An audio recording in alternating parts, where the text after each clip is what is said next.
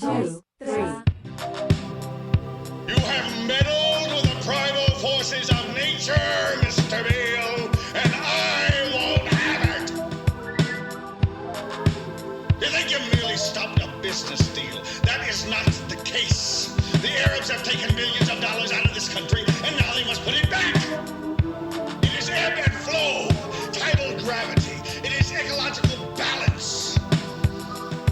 There are no nations, there are no peoples, there are no nations, there are no Arabs, there are no third worlds, there is no West.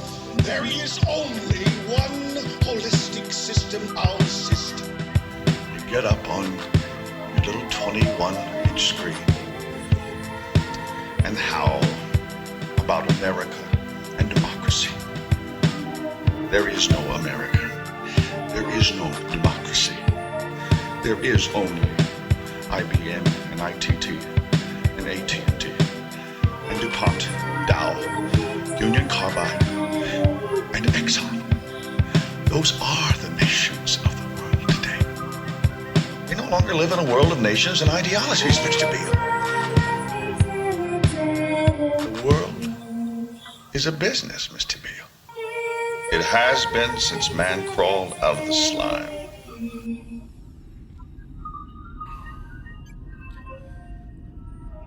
Welcome to the Eschaton Review, a podcast that's been having human moments in World War III since 1983. Suspended 250 miles above sea level in my extremely above-ground bunker, in orbit at 17,000 miles per hour, I bear witness to the full scope of planet Earth every 93 minutes. I cycle through 16 sunrises and 16 sunsets every 24 of your Earth hours. I peer out of my porthole and contemplate the events below, and compile them into these transmissions, which I disseminate every 112 orbits, or 1 Earth week for you terra firma freaks out there. As I now take a gander at my former planet, the eastern half of the North and South American continents coalesce within the irreducible qualia of my consciousness, the tangled jungle of mystery between the ears. Our timestamp from the swampland polis called Washington, D.C. is currently set at 10:15 a.m., Wednesday, October 2nd, year of our Lord, 2024. Well, as I zoom in on old DC and some of the surrounding area, first want to report upon a series of jokes/threats referencing those danged beepers. Oh yes, people have definitely not let that go. First on the list, listed here in the old notes as hideous hag bitch. But let me give you a little more professional style information than hag bitch. However, this U.S. Congresswoman is indeed named Representative Hagman. So, can you blame me? Go ahead and listen to this about 35-second clip here. Code Pink, the activist group, mainly centers around anti-war activism. They do good work. Shout out Code Pink. They were demonstrating. It was a very small demonstration, just like on the sidewalk, and it appeared that they're, doing what they often do, which is ask our supposed representatives in the government pointed questions, and usually get ignored rudely, or people say the most unhinged shit to them. We've covered this in the past on affiliated podcasts that this one is a subsidiary of. So here we go. It's pretty straightforward. I also strongly recommend checking out the video, which you can find in the old show notes in the episode description of this episode. Because this lady is monstrous on multiple levels, let's just put it that way. Say self-defense what Israel's been with the pagers and how the walkie-talkies. They killed an 8-year-old and an 11-year-old. Huh? She asked if we have our pagers on you. Why do you want them to explode? Is that what you're insinuating? Yeah, are you threatening us? They killed an 8-year-old and 11-year-old yesterday. I don't think murder and death is a laughing matter, man. Yeah. You find it amusing, though, huh? Joking about my device is exploding and injuring or killing me. I can tell you. Wow. Yeah, so that's Hagman there. Someone I'd never heard of before, but my God, there's so many fucking Congress people. Every now and then a new one crawls out from under a rock or whatever. It's just sort of recap in case like the audio's not 100% clear, because I've got captions here on the video, but the activists basically said like, oh, what do you think about this pager attack? An 8-year-old and an 11-year-old child were murdered, and she kind of brushes by them, and her only response is, do you have your pagers on you? And then she proceeds to ignore them. Obviously, she's implying a threat there, and they call her out on it. And for the rest of the video, she's just standing there smirking with her fellow dickhead congresspeople or aides or whatever. So that's Hagman. Please write into Congresswoman Hagman, and I don't know. Don't even bother like saying things about issues. Just say she's a fucking hideous fucking beast. It's the only way to possibly actually get under the skin of these fucking creatures. Next up, let's stick with hideous American creatures. Now this one you gotta see to believe. I mean, you can't really see her that well in the video, but there's an image. I'll link to it as well. I found someone had posted about her, along with this article she wrote about how Jimmy Carter is like a raving anti-Semite because he was like kind of polite towards Palestinians once in his life. So she's this insane Zionist with the most fake job title I've ever heard. U.S. State Department Envoy to Combat Anti-Semitism, Deborah Lipstadt, whatever. Now this one, unlike Hagman, this lady thinks she's fucking hilarious, and she gets a big pop because she's in front of a crowd. And also, credit where credit's due. I found out about this through an excellent live stream the Gray Zone did pretty recently. So let's go ahead and take a listen. The outrage from inside the Beltway is pretty much non-existent. In fact, we've seen in the past week a State Department official joke and guffaw about Israel's terror attack across Lebanon, in which it laced thousands of pagers supposedly intended for Hezbollah operatives with high-powered explosives and detonated them, killing numerous children, healthcare workers, nurses, and maiming thousands of people across the country. This is Deborah Lipstadt, who is the U.S. State Department envoy to combat anti-Semitism. Totally fake Israel lobby position. That basically means the U.S. envoy to call every critic of Israel an anti-Semite. She's called Roger Waters an anti-Semite on the flimsiest basis. And she's speaking at the Israeli-American Council, which is run by Trump's top donor, Miriam Adelson, and she's there to get their approval.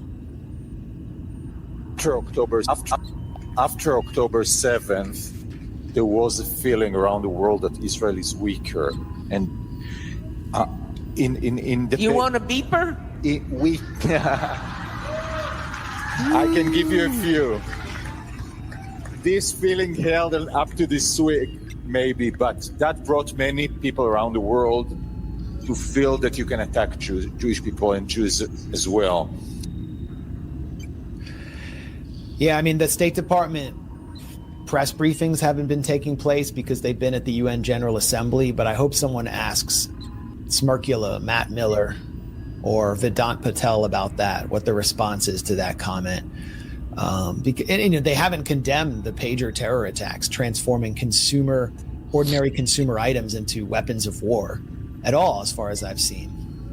And whoever asked the question, I mean, not that I think Leon Panetta is a credible person, but it is significant that a former director of the CIA and the Pentagon called this a terror attack.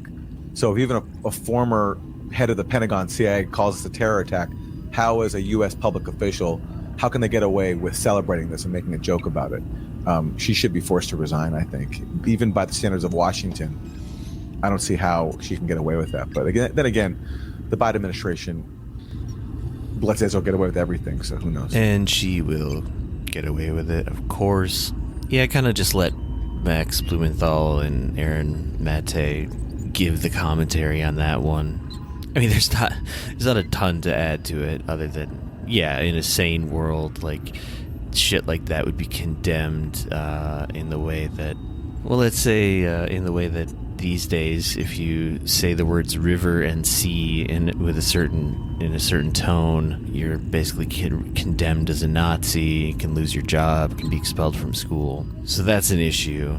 But you can gleefully reference maiming thousands of people, killing children indiscriminately, by definition, indiscriminately, in a pager massacre, a real innovative act of terrorism, as Aaron Mate points out there, that one of the only people in the I guess establishment, for lack of a better word, that has actually called this thing what it is, which is terrorism, is a former CIA director. It's kind of curious. I wonder why he in particular has come out and said that, but who knows? Maybe it's all maybe it's all part of some sort of gaslighting op, whatever. I don't know. But also, slight bit more of digging into who this horrendous, ghoulish creature. You gotta see this picture. Maybe I'll just make it the artwork, but that's too mean. I don't want people to have to look at this. But this awful, hideous woman, Deborah Lipstadt, close friends with Les Wexner, Wexner. That's it, right? Yeah. Les Wexner.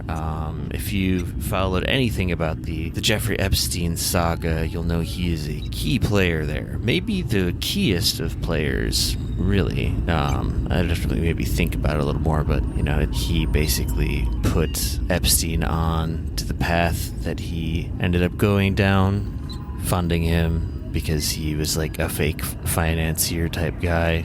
Epstein, that is. Wexner was, had his filthy little hands in all kinds of pies, lots of irons and fires. The only one I can remember off the top of my head, though, is that he was the owner of Victoria's Secret. But anyway, so, look at the company that this golem creature keeps. Is that anti-Semitic to call a Jew a golem?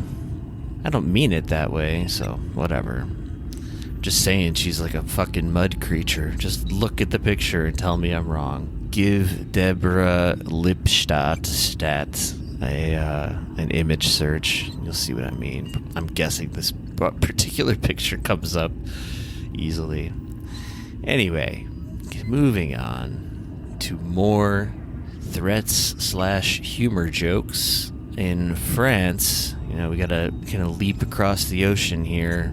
But I can do that from this vantage point with my eyeballs. And in France, just described here as a woman threatens left-wing French member of parliament, I think multiple members of parliament, by referencing Israel's pager attack in Lebanon. Let's see what that sounded like. I think this is in broken English. I don't know. I can't quite remember. If need be, I'll narrate this very short clip's subtitles. The beautiful team. So these people are like just eating lunch. It's like some idyllic outdoor French cafe type place, whatever. She says, very happy about Hezbollah's attack. Are you pleased? Your pagers didn't go off? Your pagers, the beep beep, beep beep.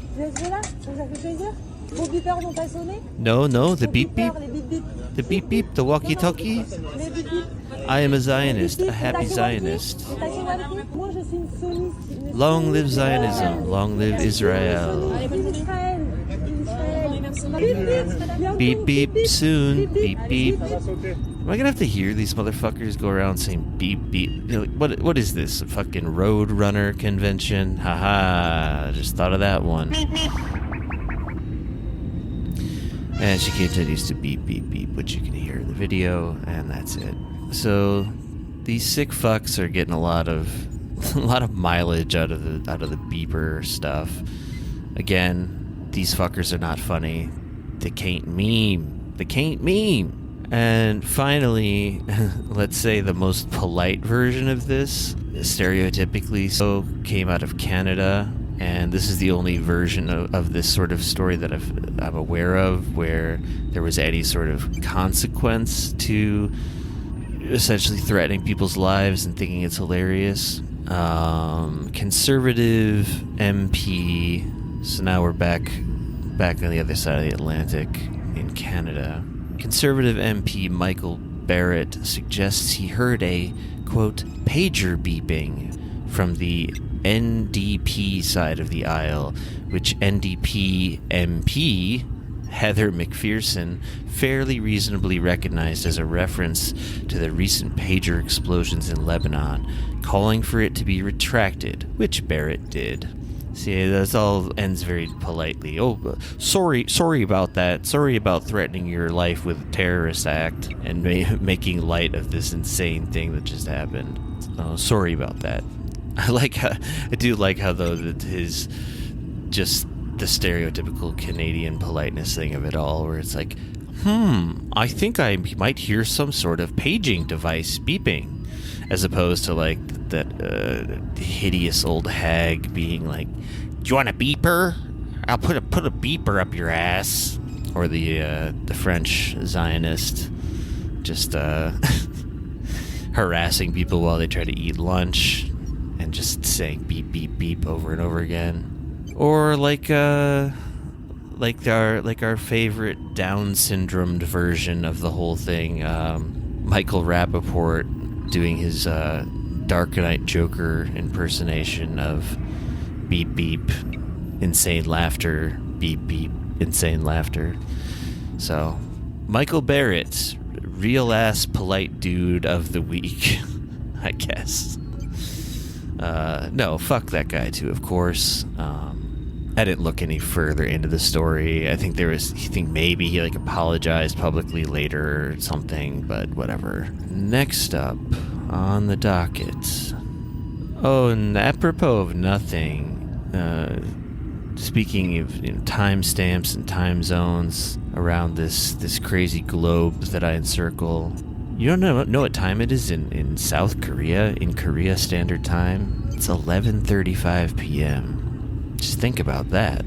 But we're going on DC time today. Okay. Staying within the United States, we're going to have a fairly US-centric episode in a way. I mean, a lot of this US-centric stuff involves the way the US relates to other countries, of course. That's all to say. Oh, let's kick it off with our favorite fucking pieces of shit. The spokespeople for the State Department.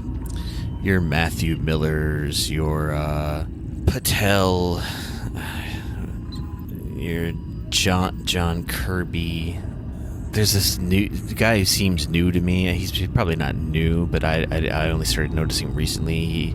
I can't quite recall his name off the top of my head, but he always comes out in like full military regalia, like the big goofy looking like Lego pieces attached to his chest.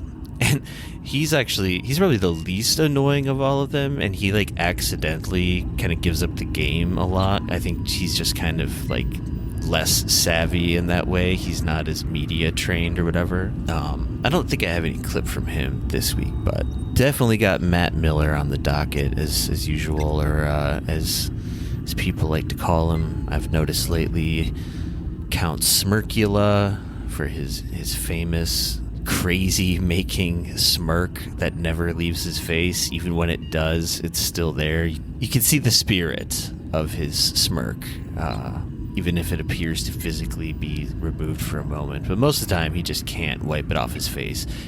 The best is when it seems like he's trying really hard to stop grinning when he's talking about, the deaths of tens of thousands of children, decapitated babies, the real ones, not the made-up bullshit ones. But we have a confrontation here between a journalist and Matt Miller, a journalist by the name of Prem Acker. Okay, so he's about to ask some questions about Eichner, as the media never tires of reminding us, it was a Turkish American, so not really a real American, even though she moved to America when she was like a little tiny kid, whatever. More on that later, actually. But let's listen to the confrontation and just get all cozied up in the theater and imagine the endless smirk on Matthew Count Smirkula Miller's face. And appreciate that there's actually good journalists that somehow are allowed to remain in these press pit areas in the White House and whatnot. That always just kind of amazed me a little bit, but I don't know, I could speculate a lot more on that, but let's just listen to the clip. Here it is. And finally, just on what you've said, that the U.S. is urging the Israeli forces to change its rules of engagement after Eichner's killing. Of course, there's also World Central Kitchen worker Jake Flickinger, the teenagers Mohammed Kadur, Tawfiq Abdul-Jabbar, our journalist colleague Shirin Abu Akleh, peace activist Rachel Corrie, 40,000 Palestinians, which of course you've condemned as well, the killing of them. The logic would follow that the U.S. has unconditionally funded a military with evidently insufficient rules of engagement up to this point. So is there any U.S. reflection on that idea? The U.S. reflection on it is that Israel needs to change its policies, and we have made that quite clear. When it comes to the World Central Kitchen strike, we made clear that they need to change their deconfliction measures and worked with the UN to get new deconfliction measures in place. Now, those aren't perfect. We continue to see strikes that result in the death of humanitarian workers. We continue to see strikes in Gaza that lead to the tragic deaths of civilians. As you know, it is a very difficult place in which to conduct a military campaign because you have a terrorist organization that embeds itself and hides itself. So tragic that I can't stop smiling it's the United States that is at the forefront of pushing for a ceasefire. And when it comes to actions in the West Bank, it's the United States that's pushing for changes to the Israeli rules of engagement. As you point out, those attacks have still continued. So if these urgings don't continue, will there not be a consideration to condition weapons? We continue to work to get the best outcome possible, and we believe the best outcome possible when you look in Gaza is a ceasefire. So and that's why. Hold on. Let me just answer the question. And that's why we continue to work with Egypt and with Qatar to get a ceasefire over the line. Ultimately, we think that is the thing that would bring an alleviation to the suffering of the Palestinian people. Not any of the other steps we hear bandied about from time to time, but a ceasefire that brings a lasting end to the war. And when it comes to changes in the West Bank, it's the changes that we've proposed with others. Kylie, go ahead. So the whole point is, I mean, I guess it's pretty obvious. It should be that... And this is a line where we're going to get to fucking Blinken, Mr. Secretary Blumpkin himself. They say the same shit. John Kirby says the same shit every time. They just go, well, we're urging Israel to, they better shape up, Buster. So they're in some way admitting that, and they always say it's not perfect, but they're getting better at what? War crimes? They're doing war crimes slightly less war crimey than before.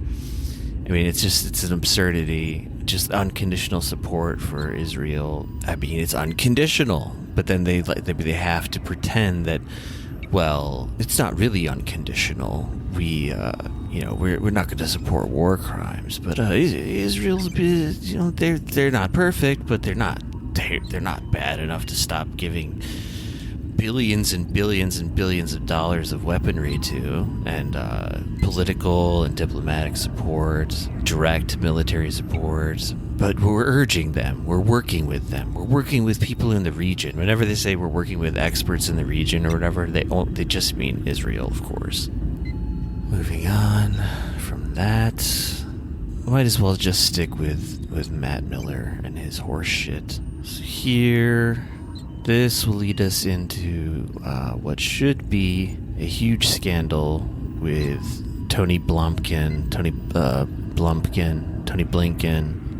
but it won't be, I'm sure. When it does get mentioned in any sort of mainstream news, it gets mentioned in the most softball way and allows him to just swat it away. We'll get to that. But here's a reporter trying to stick it to Matt Miller. He tries to swat it away, but it's just so absurd. The issue being that it's been discovered that, well, some things were discovered that everybody knew were happening since like October, which is the intentional starvation. How did we know that? Because the IDF told us that's exactly what they're doing. People can see it with their own eyes. There are humanitarian groups. There are journalists on the ground. There's just endless evidence of forced starvation and intentionally creating... I mean, this is only dealing with the starvation. This doesn't even get into, like, intentionally depriving people of, like, certain hygiene, which knowingly will spread disease, the emergence of polio, etc., etc., etc. It is pure hell in Gaza, as I'm sure we all know by now. But this is just focused on the issue of Israel purposely keeping U.S. food aid out of Gaza. This doesn't even touch on all the other aid that they regularly throw away, destroy for fun, just keep sitting in trucks until it expires, all the different ways that they deprive Palestinians of getting it. No, this is just about U.S. aid and two agencies in the U.S. government, the USAID, which deals specifically with U.S. aid, as you can imagine from the name, and the Bureau of Population, Refugees, and Migration. They gave by Blinken, a very thorough report showing that this is beyond a doubt what is happening. And when a country is blocking U.S. aid specifically, we are supposed to suspend any aid that we are giving to them, including all the weapons transfers that we constantly are making for Israel. But that would be a problem. That would be a problem for all kinds of big wig movers and shakers. So what Anthony Blinken did is just cover it up and testify before Congress, another violation of the law that could, technically get you imprisoned and all sorts of shit. Like, I mean, people are not even, like, wish casting that. They're just, like, the most you may be hearing is, like, he needs to resign. But Anthony Blinken went and lied to Congress and said, my determination through my team of people, with which he's referencing the two agencies that told him 100% Israel is weaponizing starvation. He said, that's not happening. So keep the bombs moving Israel's way, and not in the way that my co-host on the Umbrella Corporation podcast once hoped for. No, this is in the bombs are in the boxes still, and they land gently in Tel Aviv. But let's listen. I think this journalist, his name is Simon Lewis, I think he especially gets under Miller's skin, if I'm remembering correctly, and let's take a listen. Yeah, Tom, go. Oh, yes. Just a specific follow-up on that. You talked about these different parts of the State Department making different recommendations. In the ProPublica story, and I guess we know about this from the NSM, but if you were going to look to parts of the U.S. government to tell you on the specific question of whether a country is blocking the delivery of humanitarian aid, wouldn't you look to USAID and PRM in this building? Aren't they exactly the two parts of the government that you would ask that question? So I would look to them. I would also look to our experts in the region, our experts in the bureaus that cover the region, as well as other U.S. government agencies. And that's what we did And without speaking to the recommendation of any individual component, any individual bureau or agency, because it wouldn't be appropriate for me to do that, the Secretary got conflicting recommendations and had to resolve those. Doesn't it suggest, and isn't the Secretary's decision based on recommendations? He's taken the expert recommendation on that specific humanitarian question and considered it looking at the political and strategic other influences and made a decision. But the actual technical advice from the two agencies involved in that specifically was that they are blocking it. So this is not a comment about the question, but it is a comment about some of the criticism that the Secretary has received. One of the things that I have found over the years in government is when there are conflicting reports, the side that had the opinion that you agreed with was the expert side, and the other side was a bunch of political hacks. And that is always the way that people interpret these. We look at it as all of these officials who made recommendations had expertise, and the Secretary valued all of their expertise equally, and ultimately took their recommendations, but also dived into Okay, because I had to listen to Blinken himself talk about this on the Sunday news shows, I think at least 3 different times, where he said the exact same words every time. Naturally, I mean that's not shocking, but it gets so annoying when you have to hear it. He said the same exact talking points that Matt Miller is basically going for here, which is, well, I had to assess many different agencies' reports, and he's implying here that some other agency said, no, they're not actually blocking the aid.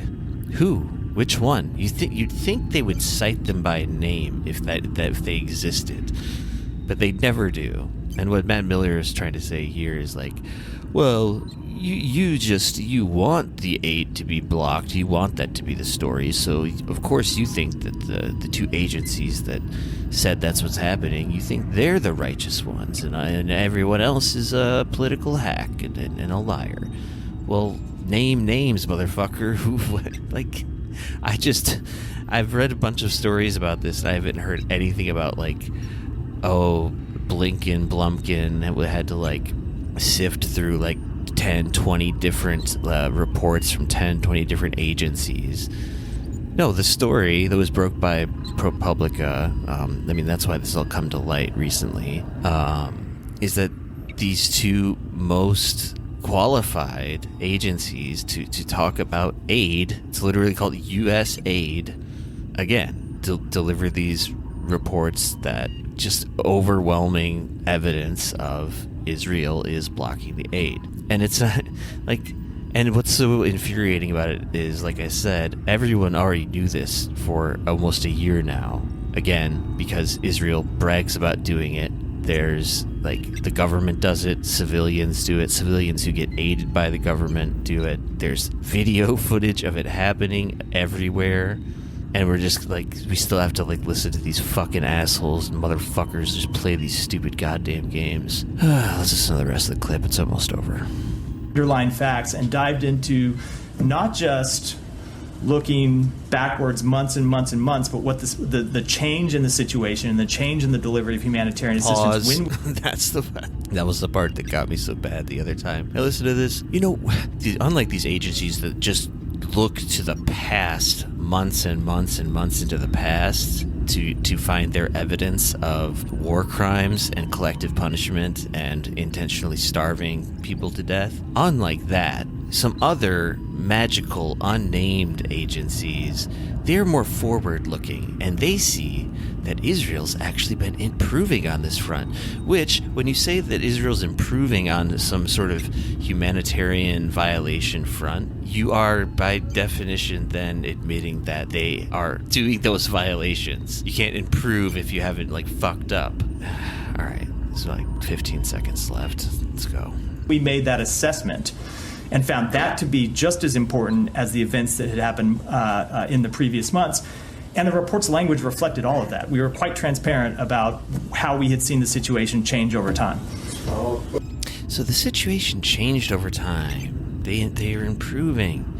Don't be a negative Nelly and just focus on the past with all of the things leading up to the emergence of polio and starvation. No, we're urging them nicely to investigate themselves. Hey, look, it's not perfect, but they're slightly better than full-on genocidal, and I'm saying that based on nothing. I have no evidence of that. In fact, actually, I don't know, all the other agencies in the world that monitor this shit are saying that it's worse than ever. Fuck you, Matthew Miller. Fuck you.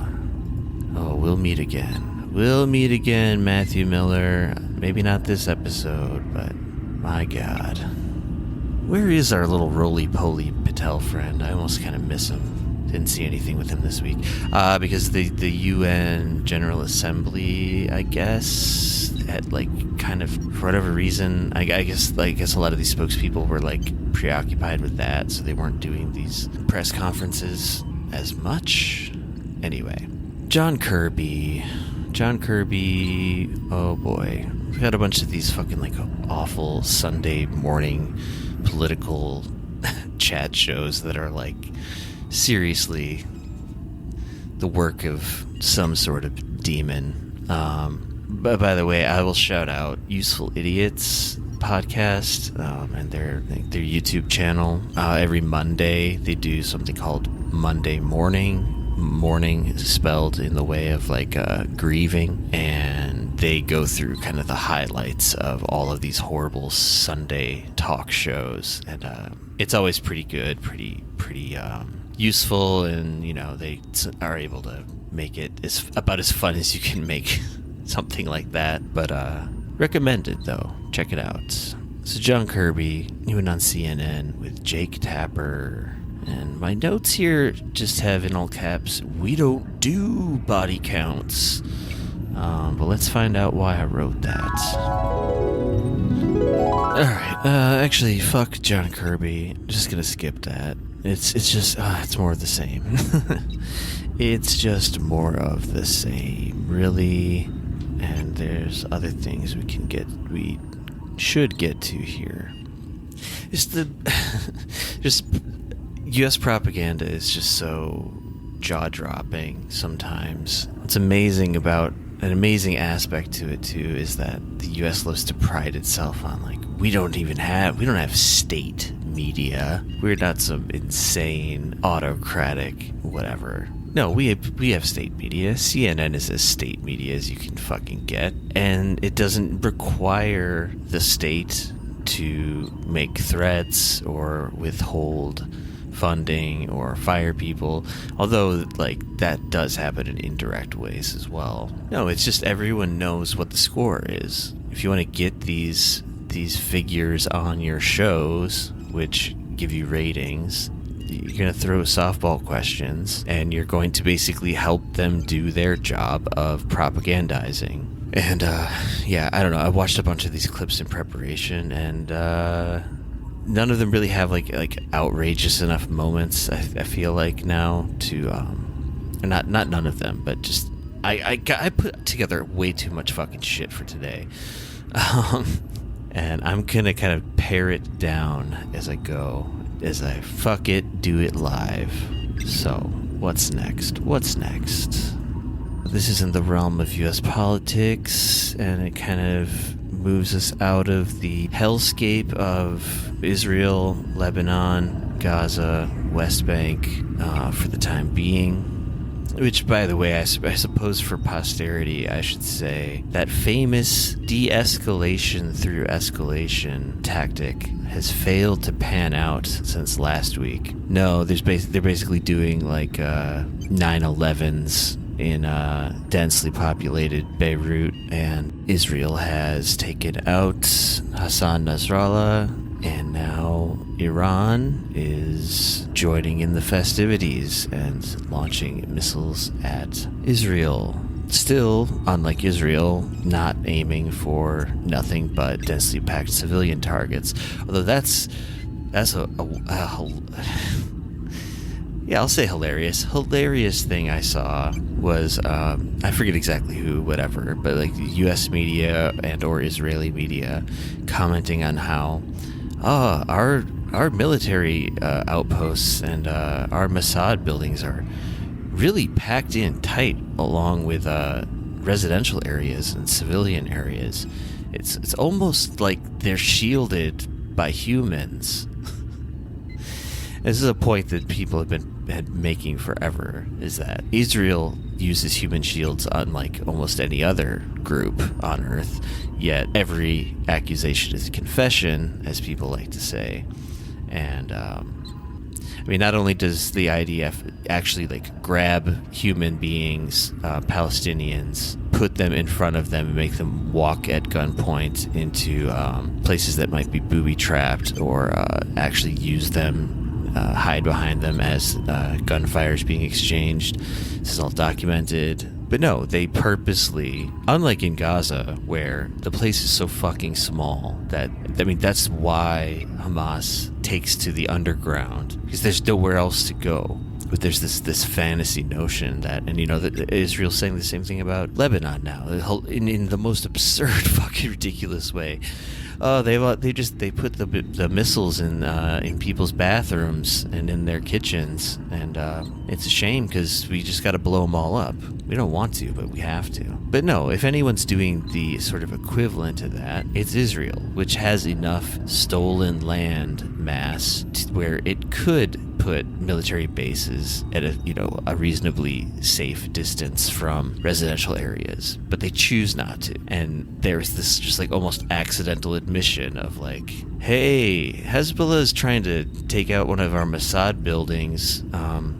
I don't know why. It's not like Mossad actually put together this fucking terror campaign over 15 years to pack pagers full of explosives and have them go off. But hey, that Mossad building's really close to like people's houses and stuff. Why did we put it there again? Oh, slowly back out the door.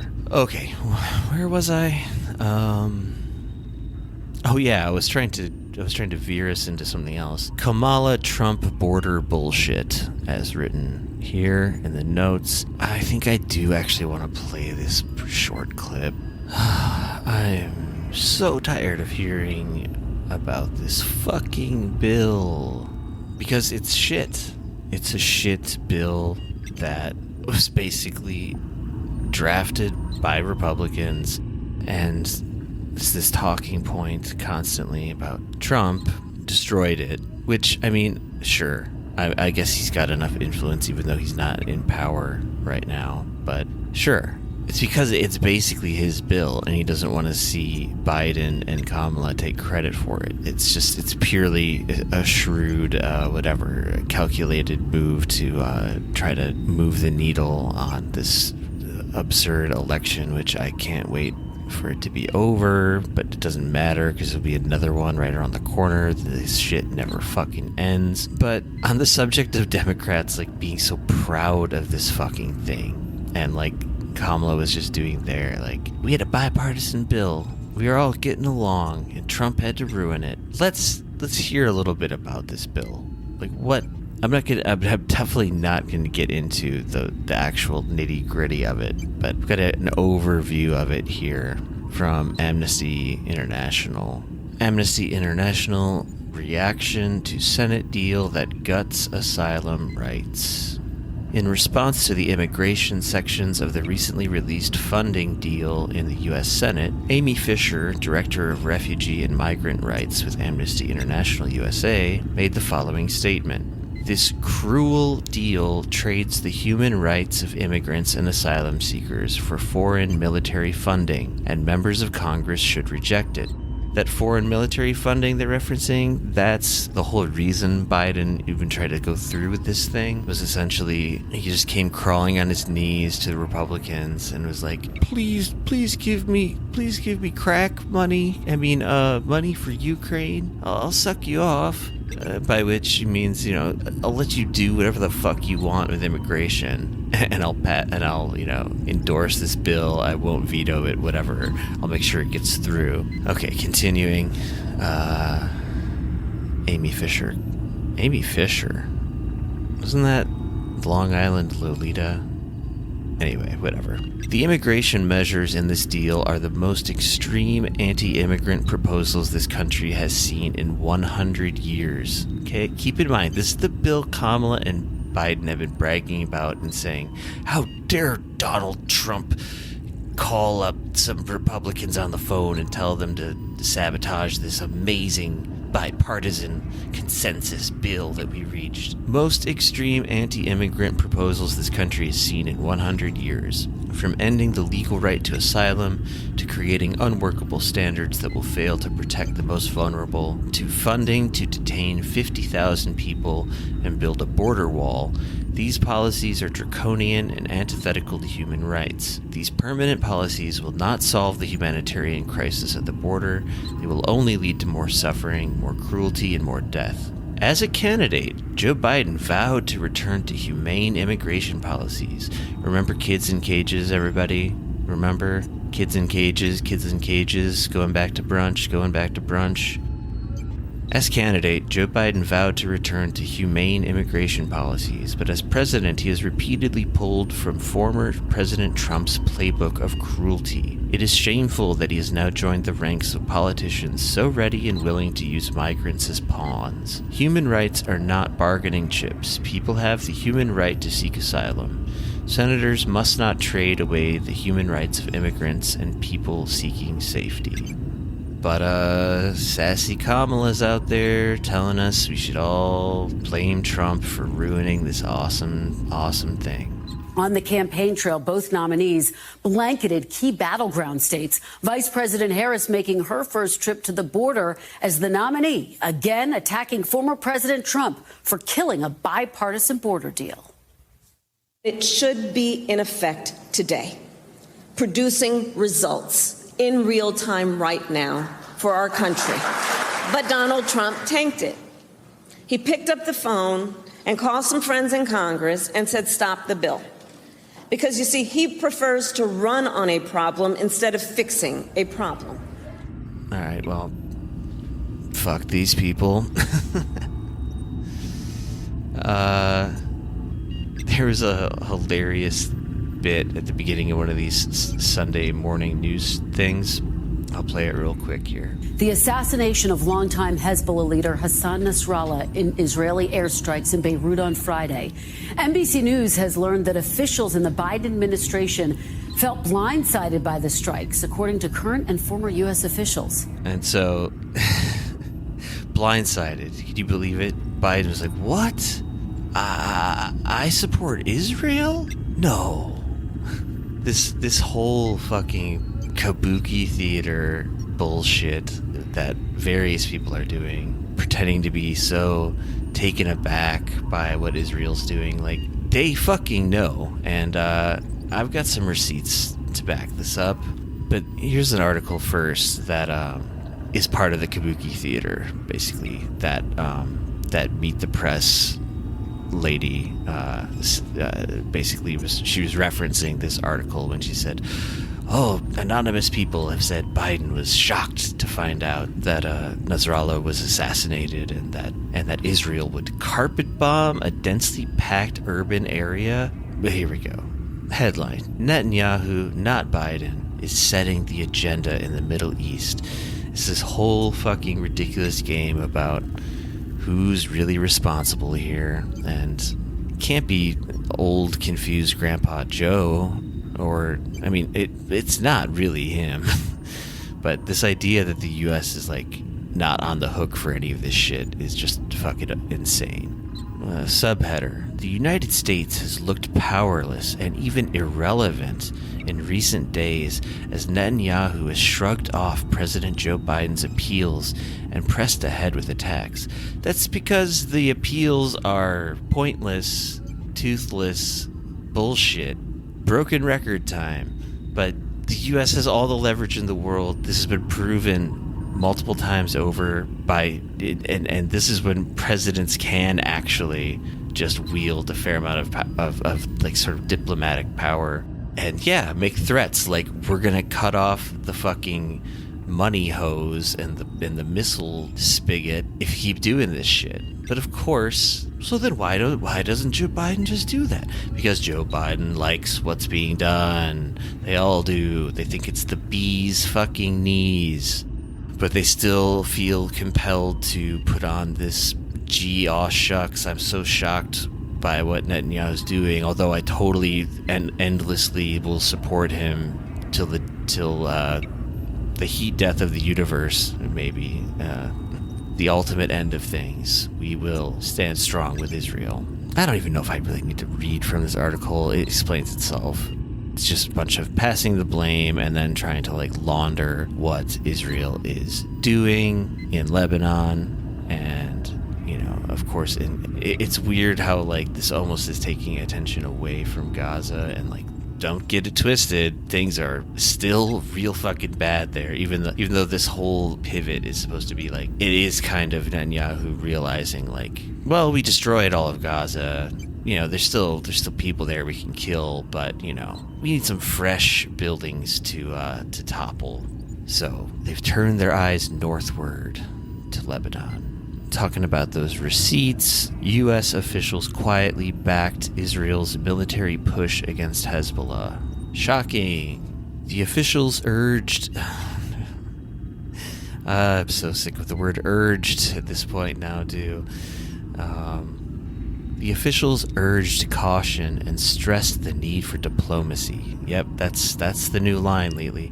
You know, all this made me realize, like, does anyone else remember the time when, like, all people really wanted, all, like, pro-Palestinian activists, they just wanted the word ceasefire to be used in a positive way, and that was considered insane and anti-Semitic. But now ceasefire is just, the words are just used as a way of saying, shut up. Somebody's a little cranky. Shut up. What cranky? Shut up. Why does he keep telling me? Shut up. He's not telling you to shut up. It's just all he can say. That's why I never brought Daniel up. Shut up. It can be difficult for some Shut up. For some people to understand. Shut up. To understand Daniel's problem. Shut up. You shut up. Shut up. Don't tell me to shut up. Shut up. I'm your father. You don't tell your father to shut up. I tell you to shut up. Bill, calm down. You know he can't help it. Just shut up. Stop asking questions. Stop complaining. Ceasefire. We're working tirelessly. We're urging caution. Diplomacy's good, but also Israel has the right to do 9/11s on a daily basis. Let's read this again. U.S. officials quietly backed Israel's military push against Hezbollah. The officials urged caution and stressed the need for diplomacy. But the timing was right for such a military shift, they concluded. There's that perfect example of, and this is kind of why I didn't play that with the one John Kirby clip, because this is basically all these motherfuckers keep saying when they give these press conferences and they go on these stupid little state propaganda, meet the presses and whatever the fucks, CBS, ABC, the major networks. They say basically these following things. Well, of course, diplomacy is the best way to get to the ceasefire, and ceasefire is good because then we can stop. The poor hostages. They always bring up the hostages first, and they don't even have to say which hostages because we just know that they're talking about the relatively extremely small number of Israeli hostages, like a third of which were almost definitely killed by reckless, insane Israeli military aggression, by the way. So, number one, we gotta help the hostages. And then, yeah, there's like, I hear there's some like kids or something caught in the crossfire. And then, without skipping a beat, they say, the crossfire that Hamas started. Hamas did it. History began on October 7th. Don't stop looking behind October 7th. There's nothing back there. Don't look. And then they do the pivot to, but it's cool if Israel keeps decimating everyone around them. But still, diplomacy would be better. We're urging. We're gently tapping the shoulder. No, of course they're not. They're sending the fucking weapons. I mean, I don't know how else to... This is feeling like broken record time, but goddamn, it's so fucking frustrating. I'll read a little bit from this Politico article here. Senior White House figures privately told Israel that the U.S. would support its decision to ramp up military pressure against Hezbollah. That's an interesting way of saying unleash deadly 5,000 deadly pagers on an unsuspecting civilian populace, and then drop 2,000-pound bunker buster bombs on at least 6 apartment buildings. I mean, I don't even know what the death toll is at this point. It's over 1,000 people, and this is in a very short period of time. My God, there was this video, and this all is just fucking repeat. It's so interesting that like the year anniversary is coming up, because like it's really feeling like this fucking eternal recurrence shit of like. So remember the whole El Shifa hospital thing when Netanyahu busted out that really cheap CGI graphic that showed this like James Bond villain type layer beneath the hospital, which they knew was there. They know 100% it is there. Look at the little terrorist figures in red. You can see they're there down under the hospital.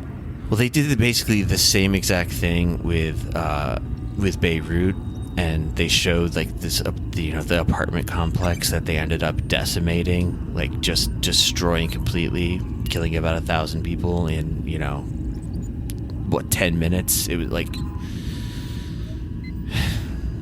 but what they showed were these amazing graphics of where you could see gigantic missiles in people's like garages and kitchens and bathrooms.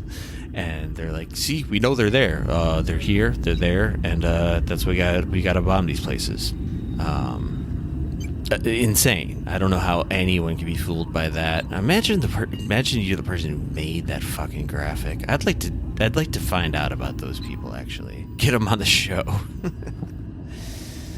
All right, continuing a little bit here. Senior White House figures privately told Israel that the U.S. would support its decision to ramp up military pressure against Hezbollah, even as the Biden administration publicly... Here we go, here's that public-facing, private-facing shit. Even as the Biden administration publicly urged the Israeli government in recent weeks to curtail its strikes, according to American and Israeli officials. Can you turn it down a little bit? My God, do you need the subwoofer? All that gosh darn bass rattling Biden's dentures out of his head? Sweeten it. Turn the treble up a little bit. But my God, easy on the volume. Presidential advisor Amos Hochstein and Brett McGurk, the White House coordinator for the Middle East, told top Israeli officials in recent weeks that the U.S. agreed with Israeli Prime Minister Benjamin Netanyahu's broad strategy to shift Israel's military focus to the north against Hezbollah in order to convince the group to engage in diplomatic talks to end the conflict, the officials told Politico. Just dwell on that last part for a moment. Netanyahu's broad strategy to shift Israel's military focus to the north against Hezbollah in order to convince the group to engage in diplomatic talks. That's how they were engaged in diplomatic talks. There was a ceasefire like on the table that the U.S. had put together. This was specifically between Lebanon and Israel. Israel cast it aside and did terrorism and did carpet bombings right after the pager terrorism. That's an interesting way to get diplomatic talks going. It's like, listen, we walked out of the diplomatic talks that were already happening. We ripped up the paperwork. We carried out Operation Beep Beep. And then we dropped a couple of giant bombs on some apartments and killed a bunch of people. What doesn't Hezbollah understand about diplomatic talks? All right, I'm done with this article. Fucking, there's Anthony Blinken. I can't even look at that guy anymore. I had a bunch to say about Blinken. I mean, I guess I already I got to the shit about him lying. Like, just caught dead to rights doing something that, like, he should be thrown in fucking jail for at minimum, if not strung up at the fucking Hague. Here's another interesting piece. I got to thinking about the fact that Israel has nuclear weapons, but how they never will confirm nor deny that they have nuclear weapons. For the simple fact that if they were to admit the obvious, which everybody fucking knows, that they illegally manufactured or otherwise procured nuclear weapons, the U.S. would not be able to fund them anymore. So we all just pretend, we all just play pretend. Here's a little piece on that. It's from back in April of this year. Hey, April 20th. Woot woot. The law is simple. Israel's unregulated nukes mean Biden must halt military aid. This is from the progressive, leftist, possibly commondreams.org website. In a letter to President Joe Biden and top members of his administration, Veterans for Peace asserts that U.S. law requires the cutoff of all weapons shipments to Israel. There's so many clear-cut reasons, not even according to international law. This is according to U.S. internal law, that it is illegal. They are themselves breaking their own law. Not to mention international law, which they're also breaking by funding Israel. They have nukes, they do war crimes, clearly documented war crimes, but yet the aid, quote unquote, the planefuls of, daily planefuls of missiles and bullets and whatever, and planes and everything all the weapons a little genocidal ethno-state could ever want. Okay, so this letter written by Veterans for Peace, they reference some very clear evidence of why it's known that Israel definitely is in possession of nuclear weapons. So the Veterans for Peace National Director Mike Ferner says the law is quite simple. Does Israel have an unregulated nuclear weapons arsenal? Yes, it does. Is Israel a signatory to the NPT? No, it isn't. So the question to Biden is, will you obey the law or continue to let the madmen arsonists run America? The well-referenced 11-page letter was researched and written by Veterans for Peace member Terry Lodge, an activist lawyer who specializes in nuclear issues. It makes for a fascinating read, detailing Israel's many illegal actions to acquire nuclear weapons materials, and Henry Kissinger's approval of Israel's, quote, strategic ambiguity. Israel has never officially admitted it possesses nuclear weapons, but, quote, everybody knows. In November, an Israeli cabinet member actually suggested dropping a nuclear bomb on Gaza. I remember that. Oh, all these fun little blips on the timeline of the last year. It's like, all our friends were there. There was the nuclear bomb guy. And then Lindsey Graham became that guy, the American version of that guy later on. The letter also references former Secretary of State Colin Powell's hacked email. Quote, the boys in Tehran know Israel has 200, all targeted on Tehran, and we have thousands. Colin Powell's assertion that Iran's capital Tehran has long been targeted by Israel's nuclear weapons is especially chilling at this moment, when Israel has provoked an armed conflict with Iran and may be trying to drag the U.S. into a wider war in the Middle East. Would Israel attack Iran with nuclear weapons? We'll find out. Some of these fucking people in Israel seem kind of insane enough to do it to me, honestly. Your Ben Gvirs, even your Netanyahus. I think if Netanyahu was backed into enough of a corner, it all kind of falls apart and he sees that he's going to go to jail for the rest of his life, he might try to get off one less warhead to end all warheads. Time will tell. Presently, Israel has at least 90 warheads and possibly as many as 200. Israel's bombs are deliverable via aircraft, land-based ballistic missiles, and submarine-based cruise missiles. Israel's Jericho-3 intercontinental ballistic missiles are capable of delivering a nuclear warhead from 4,000 miles away, which means that Iran, Pakistan, another NPT, scofflaw, non-weapon state believed to have nuclear weapons. I thought that was just a fact everybody knew about Pakistan having them. I didn't realize they were in the same strategic ambiguity situation. And all of Russia, including Moscow, are within range of Israeli nuclear targeting should Israel resort to the bomb. So, there's that too. Another reason the U.S. should, but will not, cut off this weapons addict we call Israel. Speaking of weapons addicts, we call Israel. The UN General Assembly was held in New York City recently. Netanyahu gave a speech because, of course, why not let the genocidal madman into these hallowed institutions? There was a significant walkout, maybe about half of the people in the audience, but it also felt a little bit, I mean, of course it's good to see that happen. It's like it's the opposite of the fucking absolutely disgusting display that is going to go down in history, like 1933 Munich, when Netanyahu addressed the U.S. Congress and got a record-shattering 52 standing ovations. So at least this was the opposite of that. Only about half the people stayed, and a bunch of people gave other speeches, of course, and used their time to basically criticize Israel directly and call out Netanyahu's insane speech. So that was heartening. I mean, they were like kind of whatever, smaller nations, but whatever. Good on them for at least saying anything.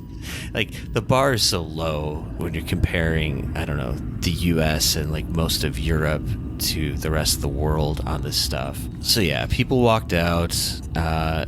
He had these ridiculous little visual aids. He was like holding up with his hands. I guess they don't have like a projection screen or ability to do PowerPoint at the UN General Assembly. But as ridiculous as they were like insanely warmongering. And so one little placard was a map of the Middle East that said "the curse," and it showed everything like covered in black. Netanyahu declares all-out war at UN. Then Israel slaughters hundreds in Beirut. Oh, that's right. So, like, as he gave this speech, and then they took this fucking absurd picture of him, like, at the UN assembly, like, on the phone, and Israeli propaganda arm put it out on, like, social media or whatever, saying, "This is Netanyahu calling in the first strikes on Beirut," like, from the UN offices. I mean, I'm almost certain that was just a photo op bullshit thing that had already obviously been decided beforehand, but the timing was obviously plotted out that way as well, where it's like, okay, I'm going to give this insane bloodthirsty speech, and then immediately after we're going to do an insane bloodthirsty thing. So let's read some of this article here.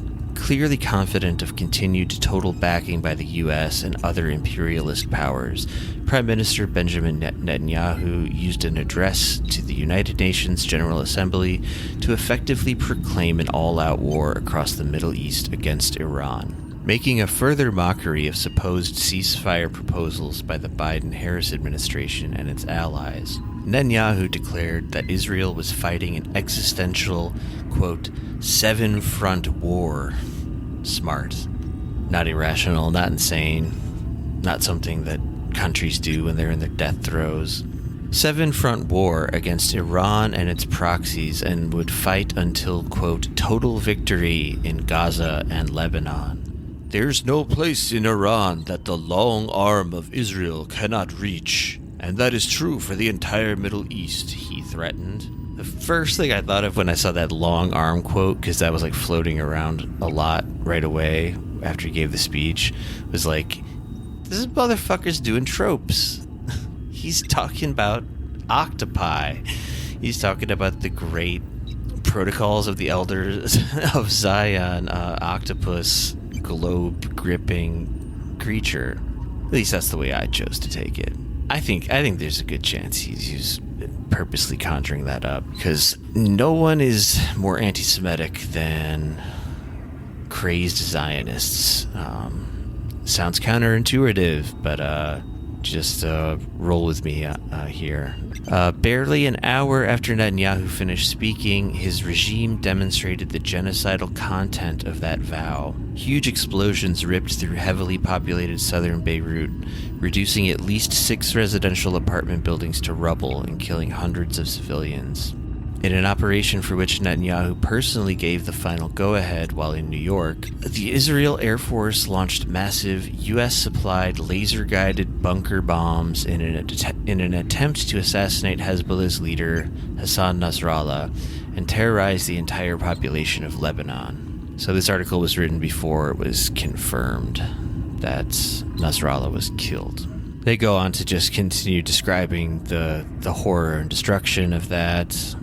Okay, combined with Netanyahu's warmongering speech, the further savage escalation of Israel's Washington-backed war underscores the agenda that has always been behind it, the triggering of a wider conflagration to establish unchallenged hegemony by the U.S. and its partners over the entire strategic and resource-rich region. Netanyahu specifically named the Israeli-occupied West Bank of Palestine, as well as Lebanon, Gaza, Iraq, Syria, Yemen, and Iran as the, quote, fronts of Israel's war. Emboldened by the billions of dollars of weaponry supplied by the Biden-Harris administration, he called for all, quote, responsible governments to join Israel's war against Iran. As he had done previously at the UN, the Israeli leader brazenly held up maps depicting the entire Middle East as a cursed zone. He said it had to be cleansed of Iranian influence in order to establish a supposed blessed region of peace and prosperity, possibly in partnership with the despotic Saudi regime. His maps also showed Gaza and the West Bank as parts of Israel. His maps always do that.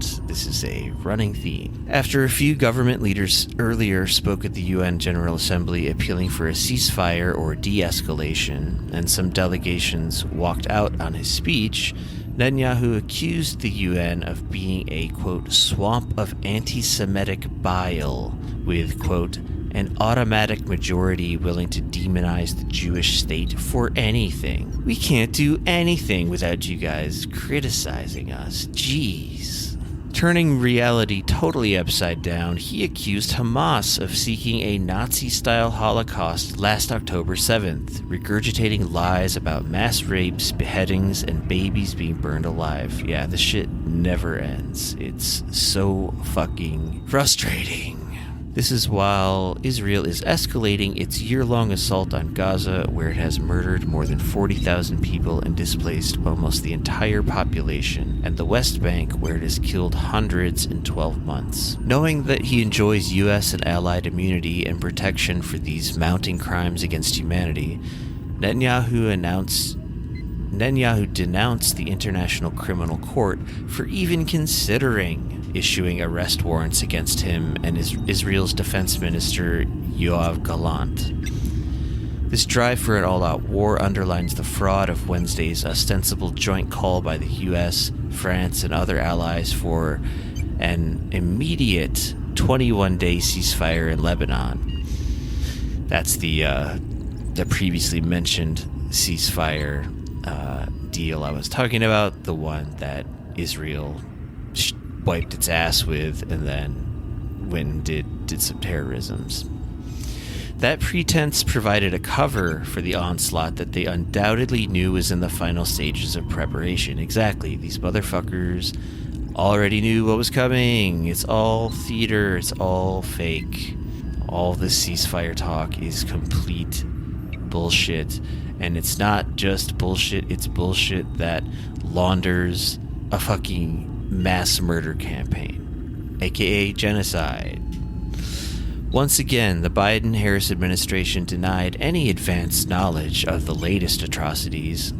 Already pointed out why that's bullshit. Even while making clear its unwavering support for Israel. U.S. Secretary of State, our favorite guy, Anthony Blumpkin, said Israel's objective in Lebanon was, quote, an important and legitimate one. He added, Israel has the right to defend itself against terrorism. Israel has the right to defend itself against terrorism. Although the way it does so matters. Ooh, strong words from a weak Blumpkin. This is like considered progress. Is like he tacks on shit like, but also the way in which they defend themselves matters. I'm not going to get into specifics, but we notice that there's more than one way to defend a country. Sometimes countries defend themselves by preemptively loading pagers with explosives and then setting them off in public, blah, blah, blah. just going to repeat Anthony Blinken's quote here. He added, Israel has the right to defend itself against terrorism, although the way it does so matters. The latter phrase is a thin veneer for continuing to pour weapons into Israel's arsenal. In fact, Washington swiftly moved to further bolster its forces in the region, thus displaying its readiness for a wider war. President Joe Biden directed the Pentagon to, quote, assess and adjust as necessary U.S. force posture in the Middle East, to, quote, ensure force protection and support the full range of U.S. objectives, the White House said. Yeah, Joe Biden didn't use those fucking words. No way. But the White House said he did. And the rest is just kind of leaves the Netanyahu speech aside and just sums up the horrible state of everything. Another piece of shit gave a speech at the UN General Assembly, and that piece of shit's name, Joseph R-word Biden. Speaking of Joe Biden's middle name, I just noticed the other day that Jordan Peterson's middle name is very similarly a fancy boy name, we'll say. Yeah, it's Jordan Bernadette Peterson, just like lovely Joseph Robinette R-word Biden. Biden delivers warmongering tirade at the United Nations. It's funny to see this as a title. Of course, I'm reading from a known trot website, the WSWS.org, which, I'm not a Trotskyist, but I think that they sum up some of the basic news of the day pretty well. So I still use them as a source. I read all kinds of news sources. I'm very eclectic that way. Yeah, compare a staunchly socialist website title about this to then, like, if you look at all the other headlines about Joe Biden's speech, it's like, oh, tearful as president, where he hopes that we can have peace in the future. It's like, is that's what you took away from this? All right.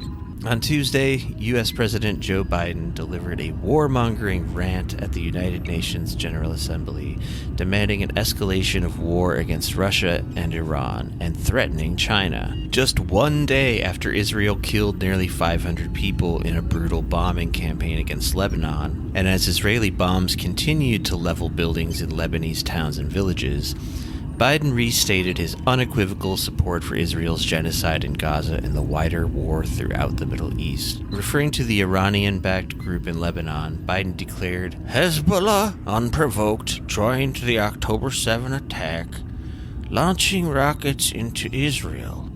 Any country would have the right and responsibility to ensure that such an attack could never happen again. Interesting. So, who started? Oh God, whatever. Why am I even arguing with this stupid bullshit? I'm just tired of hearing these people that are world leaders speaking like fucking brain-damaged fucking idiots.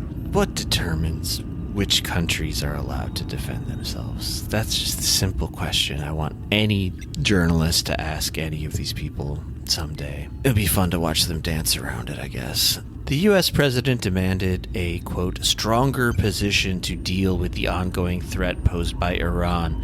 We must deny oxygen to its terrorist proxies. At the same time, U.S. troops and the USS Abraham Lincoln aircraft carrier are on their way to deploy to the Middle East in support of Israel's offensive against Lebanon and ultimately Iran.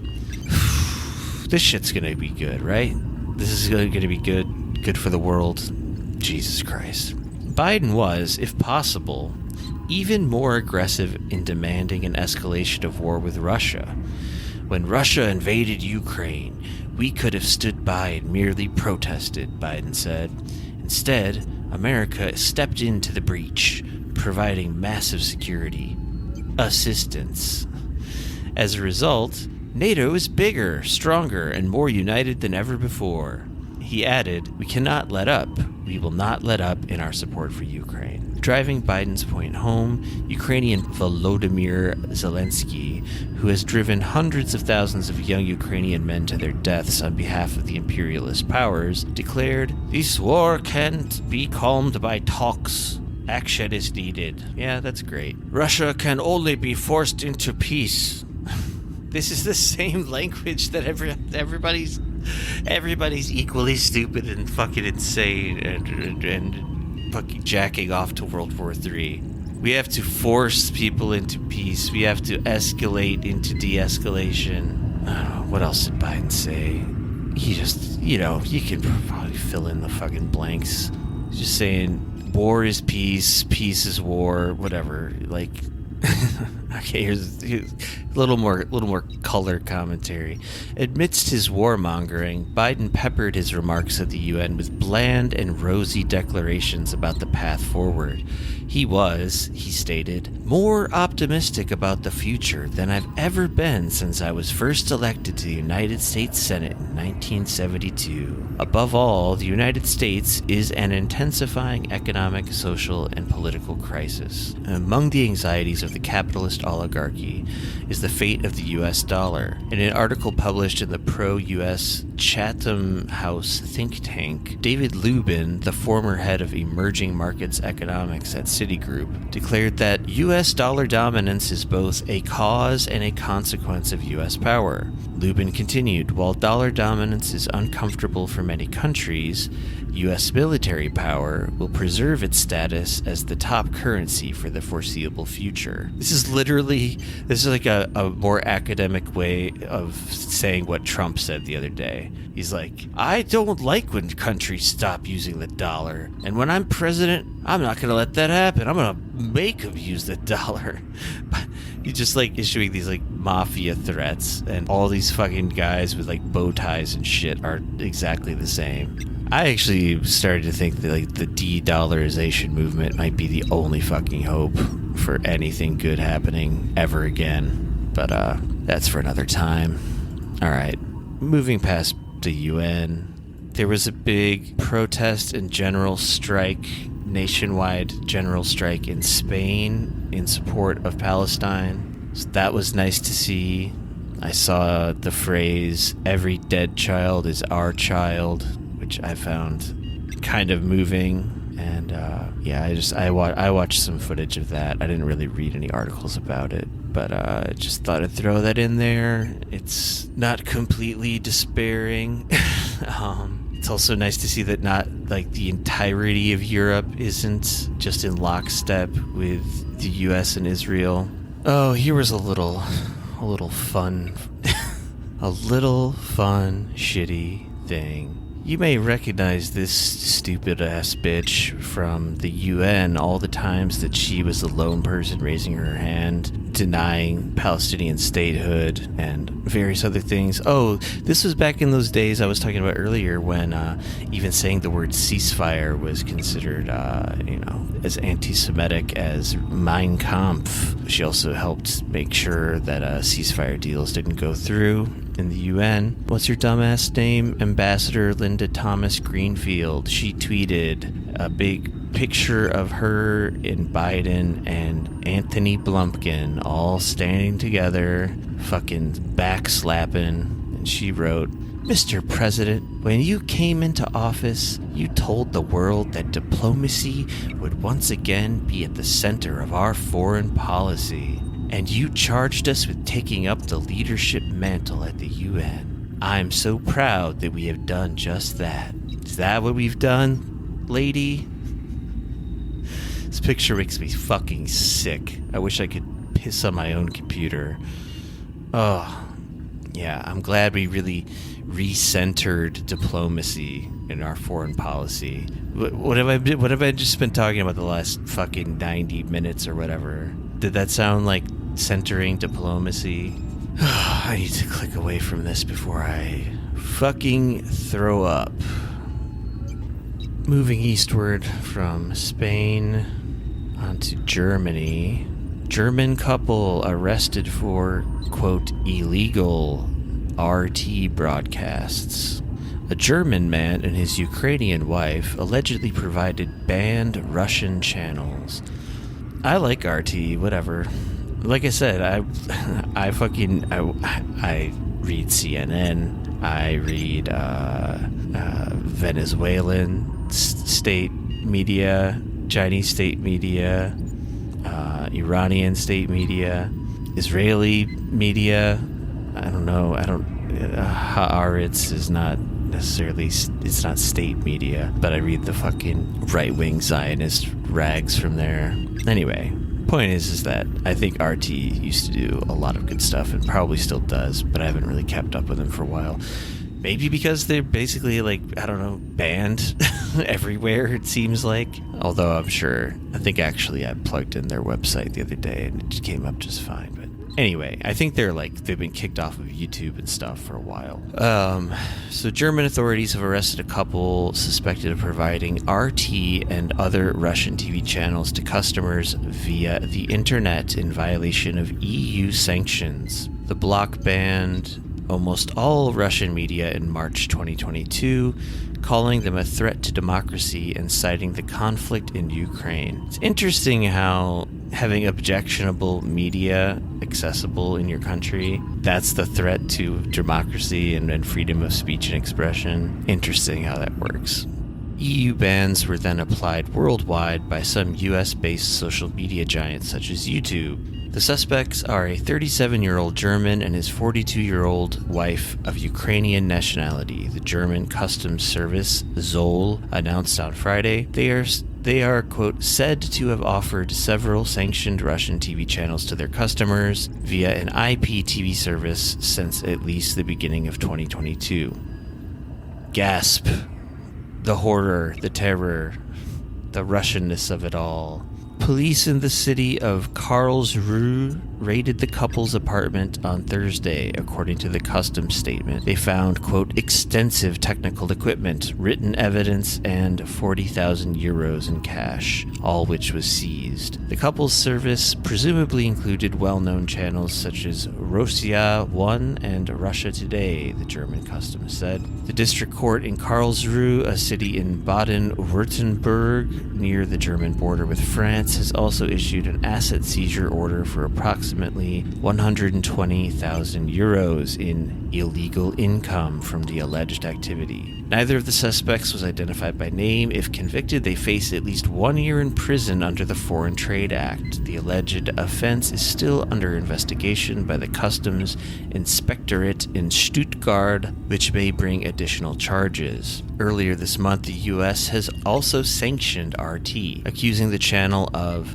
functioning as a de facto arm of Russian intelligence. U.S. State Department official Jamie Rubin blamed RT's reporting for the fact that much of the world has not sided with Ukraine as Washington expected it to.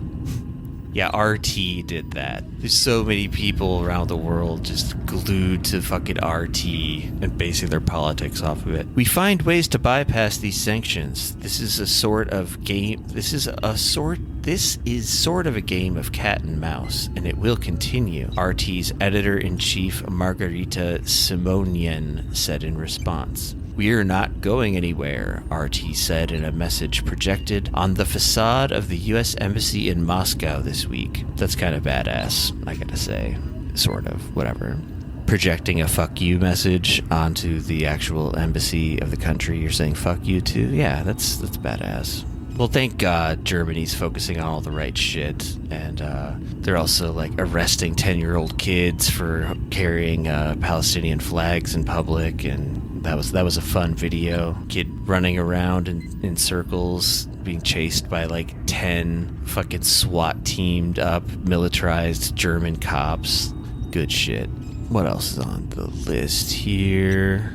There's at least one last thing I wanted to mention about the current hellfire being rained down upon Lebanon. Something I learned. Well, I knew that there was this doctrine that existed within the IDF, but I didn't know what it was named. I didn't know what it was named after. And there's just like this ultimate kind of like, I made a post about this. I'm just gonna like read it. That's easier than me just talking about this off the top of my head.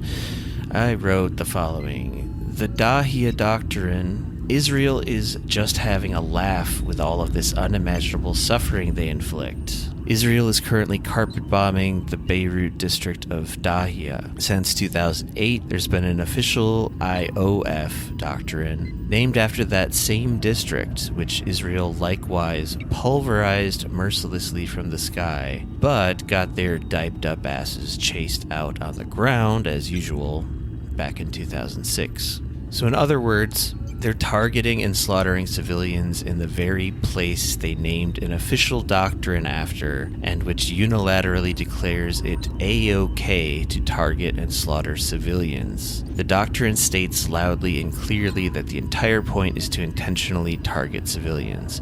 So every time you hear one of these fucking lying pieces of shit say the exact opposite, which is Israel doesn't target civilians, Israel doesn't, at least the IDF doesn't rape people. Sure, they murdered at least 40,000 civilians, but at least they don't rape. Oh, we have them on tape raping people? Oh shit, fuck.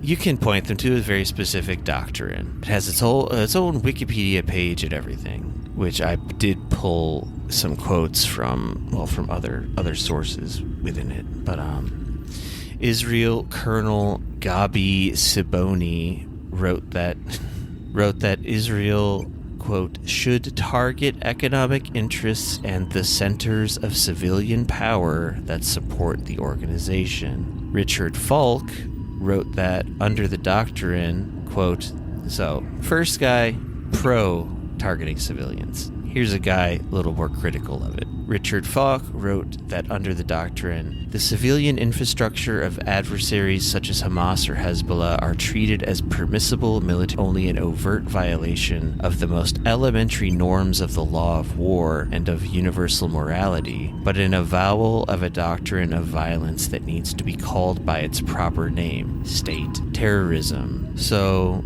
it's insane that the first place they go after in this murder campaign, this section of the larger tapestry of murder campaigns, is what they named their let's target civilians, it's cool doctrine after. I mean, that's just wild to think about. Like, what's a parallel hypothetical example to that?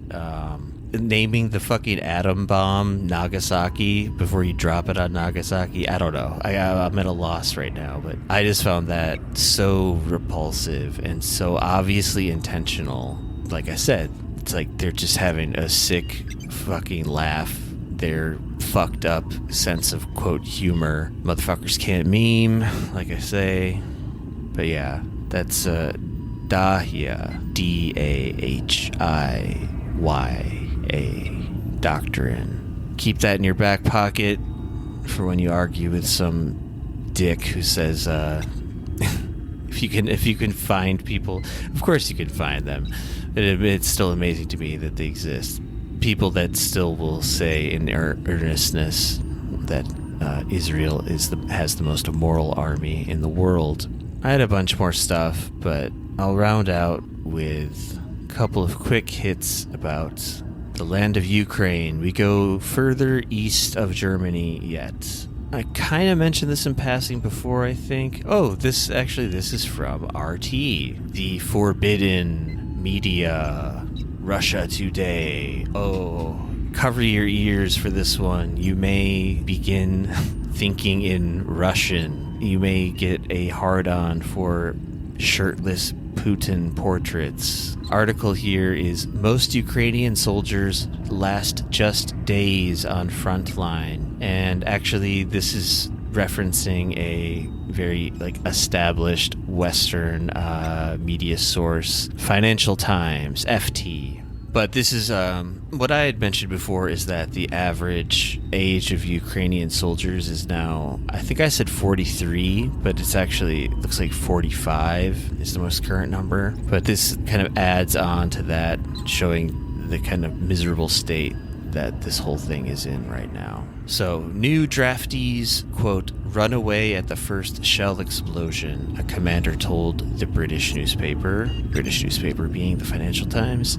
The Ukrainian military has been so depleted by attrition that new infantry troops are often unfit for combat and flee at the first sign of fighting, the Financial Times reported on Friday. In some units, around 2/3 of soldiers are reportedly killed or wounded within days of arriving at the front. Manpower shortages have plagued the armed forces of Ukraine for over a year, according to reports in Ukrainian and Western media outlets. After multiple rounds of conscription, the average age of a Ukrainian soldier is now 45, and many of those sent to the front are unfit for combat, multiple commanders and soldiers told the British newspaper. When the new guys get to the position, a lot of them run away at the first shell explosion, a deputy commander fighting near usual.The in Donetsk region said. Another commander whose unit is attempting to hold the nearby town of Krakow said that some guys freeze because they are too afraid to shoot the enemy, and then they are the ones who leave in body bags or severely wounded. The commanders estimated that 50 to 70% of new infantry troops are killed or wounded within days of starting their first rotation. Russian forces have gained ground near usual.The, Kirkakov, whatever, fuck this. Many of the Ukrainian army's most experienced troops were pulled from this sector of the front in August to take part in the invasion of Russia's Kursk region, an operation that has cost Kiev more than 17,750 servicemen, over 130 tanks, and hundreds of other combat vehicles, according to the latest figures from the Russian Defense Ministry. Well, of course they would say that, and fucking RT would print it. Experienced soldiers, quote, are being killed off too quickly and replaced by older and less fit men. Another commander told the Financial Times. That just reminded me of something. Being killed off too quickly, implying there's, just right amount of time to be killed off, I guess. And how that constantly what these propagandists that I spent a long time at the beginning of the episode talking about, it's one of the things they're constantly saying, like, far too many civilians have died. And then they always use the word tragic. It's always tragic. It's always a tragedy. But they're like grinning like Matt Miller when they say it. Yeah, just throwing that in there. As infantry, you need to run. You need to be strong. You need to carry heavy equipment, he said, adding, it's hard to do that if you aren't young. Other part I was really trying to get at is that a lot of people are going AWOL. A lot of soldiers are just running away. As of May, the Ukrainian army has been drafting 30,000 soldiers per month. However, Commander-in-Chief General Alexander Syrsky admitted earlier this month that these new recruits are often sent to fight with as little as 6 weeks training. The commanders who spoke to the Financial Times said that they consider this training worthless, as many of the Ukrainian army's instructors haven't seen combat themselves. Some of them don't even know how to hold their rifles, one officer said. They peel more potatoes than they shoot bullets, he complained, explaining that he had bought paintball guns in order to teach his new men how to shoot without wasting ammunition. Those who survive often go AWOL after their first rotation, while others are so shell-shocked and exhausted that they are checked into psychiatric wards, the newspaper reported. With the Ukrainian army under no legal obligation to demobilize troops, joining the army or getting conscripted is viewed by recruits as, quote, a one-way ticket, a 10-year veteran told the Financial Times. While the Ukrainian military does not publish casualty figures, why? That's weird. While the Ukrainian military does not publish casualty figures, the Russian Defense Ministry estimates Kiev's losses since February 2022 at around 500,000 men. That is a lot. It's fucking horrible. And all for nothing, as is usually the case with these things. Ukrainian leader Vladimir Zelensky. Is it Vladimir or Volodymyr? Because here it is spelled Vladimir. Anyway, whatever. Ukrainian leader Zelensky, however, maintains that with more Western weapons and money, cha-ching, Russia can be, quote, forced into peace. Moscow considers Zelensky's belief in military victory, quote, delusional, Kremlin spokesman Dmitry Peskov said earlier this week. And I think I mentioned last week that Zelensky was making the rounds in Washington and other parts of the U.S. recently. I did not get to the fact that he met with Trump, and it was kind of hilarious. All right, well, why is this video clip so long? Do they really talk for 5 minutes in front of everybody? I guess so. I'll just try to sum it up.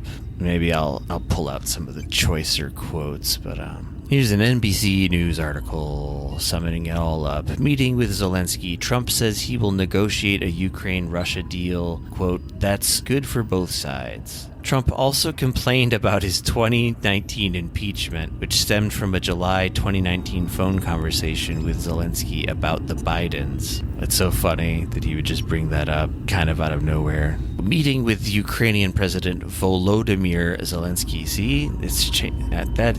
I think that's his real name. I think RT's fucking around calling him Vladimir. Volodymyr Zelensky for the first time in 5 years. Former President Donald Trump Friday complained about his 2019 impeachment and said if re-elected, he would work to end the Russia-Ukraine war with a deal that's good for both sides. We're going to work very much with both parties and try to get this settled and get it worked out, Trump said, standing next to Zelensky while speaking to a small group of reporters ahead of their closed-door meeting. It has to end. At some point, it has to end. He's gone through hell. His country has gone through hell. Trump said the two leaders, quote, have a very good... I'm going to stop trying to do... I can't do Trump at all. Obviously, you've heard it. Also, my voice is giving out here. Been at this for a while. All normal voice time. Trump said the two leaders, quote, have a very good relationship, and I also have a very good relationship, as you know, with President Putin.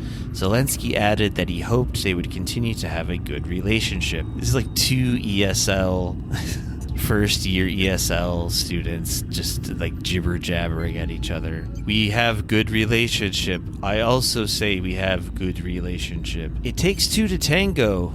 And we will, Trump responded. After their meeting, Trump told Fox News that he had not changed his position on the war. We both want to see this end. We both want to see a fair deal made. Trump said that the war is a complicated puzzle, and when asked what a fair deal would entail, he said, it's too early to say that. Just means you don't know. Anyway, I said this before, but like, it's insane that Trump is the most out of like any sort of prominent whatever political figures in the US right now. He's speaking the most sane sense about Ukraine than anybody. He won't do shit if he gets elected. I'm pretty sure of that. I don't think he really actually cares, but he looks at the situation like he looks at business deals. Just like, look, we're gonna make a good deal for both sides, and then people will think I'm a hero, which is better than just wanting to drag this thing out for as long as possible until every Ukrainian person is dead and BlackRock can get the bulldozers humming across that fertile land that Lindsey Graham can dive into it like a pig in shit, like Scrooge McDuck in his swimming pool of coins or whatever, get them trillions of dollars worth of minerals all up in his fucking snout. This article actually, it doesn't characterize what I saw in the video as well. So what was actually said was what Zelensky was trying to say. So Trump said, Zelensky and I have a very good relationship, and I also have a very good relationship, as you know, with President Putin. And Zelensky interrupts Trump to basically say, see, this NBC article says that he added that he hoped they would continue to have a good relationship. That's not what he said.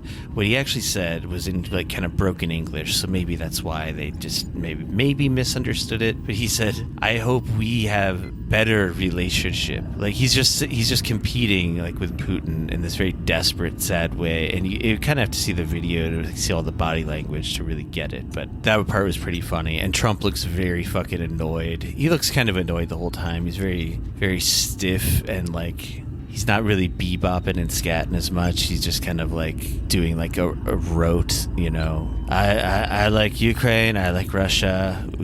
Everybody can be friends. Can I get out of here now? He just seems like annoyed. Anyway, Zelensky, how many more people are gonna have to die? Volodymyr. Is that the note to go out on? I guess so. I'm fucking tired. You know, like I said, apropos of nothing, people in Korea are mostly sleeping right now because it's 2:08 in the morning there. Just think about that. Empathize with the Koreans. Whatever I didn't get to on here, I'm sure will come up again next week in some form or another. So let's call this transmission right here, right now. Transmission 005. Be sure to check out the episode description, which has various links to the Discord. That's number 1. Come check out the Discord. Come join in. Have some fun. Post the day away. Post the pain away. This reminds me of a horrible image I saw the other day of singer-entertainer Peaches from yesteryear, who I completely forgot about, looking, you know, whatever. Everyone's older now. But whatever. I was like, is that really her? Anyway, she's like performing, and she's wearing a t-shirt that says, "Vote the pain away." And yeah, imagine I'm doing that fun gesture from the 80s and 90s we all know, where I'm sticking my index finger into my throat to mimic forced vomiting. Vote the pain away. No, forget about that. Come to the Discord and post the pain away. Also, as much as I am loath to say these words for whatever reason, I should just get over it and just say them. Give us a nice review or a rating or whatever. I guess Apple Podcasts is like the benchmark for helping podcasts get whatever possible further visibility. But wherever, I don't know. I kind of hate the functionality of the Apple Podcasts site, but maybe those of you who use it as an app. Anyway, 5 stars and a review, and I'll read that shit on the air. How about that for an incentive, huh? I think that's it. So I'll close out, as I always do, or have been for maybe a few of these episodes now, with a gem of a deep thought from a little man named Jack Handy. If trees could scream, would we be so cavalier about cutting them down? We might, if they screamed all the time, for no good reason. All right, see you next week. Transmission cease.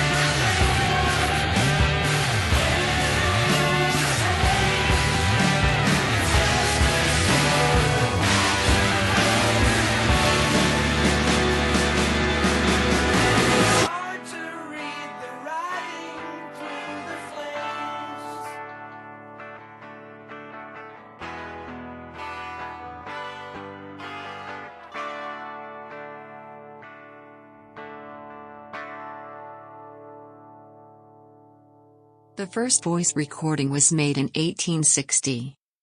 It was a 10-second fragment of the French folk song Au clair de la lune recorded by inventor Edward Leon Scott de Martinville. But who will make the final voice recording and when? What will it be? Who will hear it?